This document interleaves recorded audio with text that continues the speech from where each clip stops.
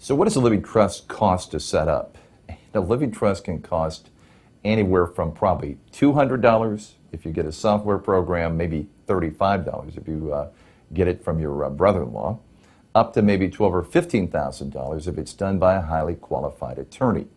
And so what's the difference in cost between a $35 software, borrow your brother-in-law's trust, and a $15,000 trust drawn by a very highly qualified, very expert attorney? And the differences can be dramatic, and the consequences can be dramatic too.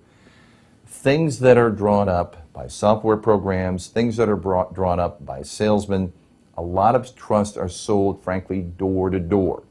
And the people that are selling it door to door aren't trying to sell you a trust, they're really trying to sell you typically annuities.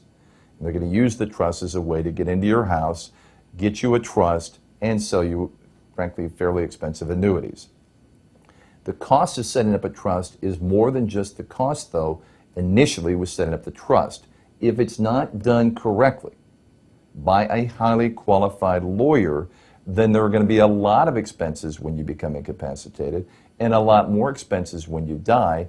And the problem really is you don't really know what those expenses are going to be. You really don't know what those problems are going to be because whoever set this up for you, the salesman, the software, your brother-in-law, your CPA, really don't understand all the consequences of it. So you can set up a trust very easily. You can set up a trust fairly inexpensively.